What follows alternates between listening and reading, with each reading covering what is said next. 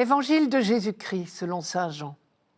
En ce temps-là, les yeux levés au ciel, Jésus priait ainsi. Père saint, je ne prie pas seulement pour ceux qui sont là, mais encore pour ceux qui, grâce à leur parole, croiront en moi. Que tous soient un, comme toi, Père, tu es en moi et moi en toi. Qu'ils soient un en nous, eux aussi, pour que le monde croie que tu m'as envoyé.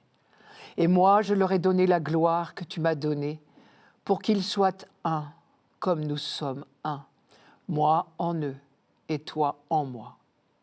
Qu'ils deviennent ainsi parfaitement un, afin que le monde sache que tu m'as envoyé et que tu les as aimés comme tu m'as aimé. Père, ceux que tu m'as donnés, je veux que là où je suis, ils soient eux aussi avec moi, et qu'ils contemplent ma gloire, celle que tu m'as donnée, parce que tu m'as aimé avant la fondation du monde.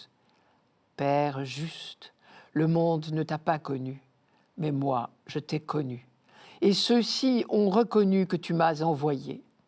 Je leur ai fait connaître ton nom, et je le ferai connaître, pour que l'amour dont tu m'as aimé soit en eux, et que moi aussi, je sois en eux. Nous sommes à la fin du dernier entretien de Jésus avec ses apôtres, quelques heures avant sa mort. L'entretien prend maintenant la forme d'une prière. Il prie devant eux. Cela veut dire qu'il les fait entrer dans son intimité. Il leur fait partager ses désirs les plus profonds. Or, de qui parle-t-il le plus dans sa prière ? Il parle du monde. Ce qu'il veut de toutes ses forces, c'est que le monde croie, que tous soient un, comme toi, Père, tu es en moi, et moi en toi. Qu'ils soient un en nous, eux aussi, pour que le monde croie que tu m'as envoyé. Et un peu plus tard, il répète que leur unité soit parfaite. Ainsi, le monde saura que tu m'as envoyé. Et pourquoi est-il si important que le monde reconnaisse en Jésus l'envoyé du Père ?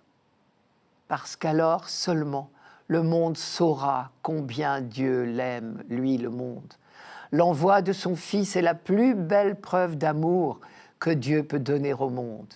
Le monde saura que tu m'as envoyé et que tu les as aimés comme tu m'as aimé. À relire ces lignes, on est frappé de l'insistance de Jésus sur les mots amour et unité. Une fois de plus, il faut reconnaître que l'histoire de Dieu avec les hommes est une grande aventure, une histoire d'amour. Dieu est amour, il aime les hommes et il envoie son Fils pour le leur dire de vive voix. Et c'est bien ce que Jésus dira quelques heures plus tard à Pilate au cours de son interrogatoire. Je suis né et je suis venu dans le monde pour rendre témoignage à la vérité. Au moment de s'en aller, de passer de ce monde à son Père, comme dit Jean, Jésus transmet le témoin à ses disciples et à travers eux à tous les disciples de tous les temps. Je ne prie pas seulement pour ceux qui sont là, mais encore pour ceux qui accueilleront leur parole et croiront en moi. Désormais, c'est à eux que le témoignage est confié. Jésus l'a dit quelques instants auparavant. Comme tu m'as envoyé dans le monde, je les envoie dans le monde. Il le leur redira le soir de Pâques. Comme le Père m'a envoyé, à mon tour je vous envoie. Comme tous ceux qui avant eux, tout au long de l'histoire biblique, ont été choisis par Dieu, ceux-ci sont choisis pour une mission. Et cette mission est toujours la même pour tous les prophètes de tous les temps. Annoncer que Dieu aime les hommes. À la suite de Jésus-Christ, tout chrétien peut dire ou devrait pouvoir dire « Je suis né et je suis venu dans le monde pour rendre témoignage à la vérité ». Cette vérité qui est l'amour sans limite de Dieu pour l'humanité. Mais voilà, il y a quand même une chose étrange dans tout cela. On peut se demander en quoi ce message est-il si dérangeant que Jésus l'ait payé de sa vie, comme de nombreux prophètes avant lui et ses apôtres ensuite. Jésus aborde précisément cette question dans les dernières phrases de notre texte de ce dimanche. Il dit « Père juste, le monde ne t'a pas connu ». Pour lui, l'explication est là, c'est le drame de la méconnaissance. C'est cette méconnaissance de l'amour de Dieu qui est la racine du malheur de l'humanité. C'était déjà la méditation du livre de la Genèse. Et c'est bien ce que saint Jean dit aussi dans le prologue de son évangile. Je cite, « Il était dans le monde, et le monde fut par lui, et le monde ne l'a pas reconnu.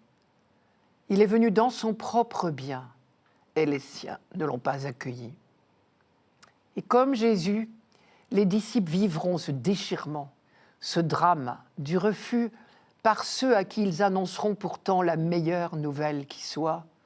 Le monde est l'objet de l'amour de Dieu et de ses prophètes, mais aussi et en même temps le lieu du refus de cet amour.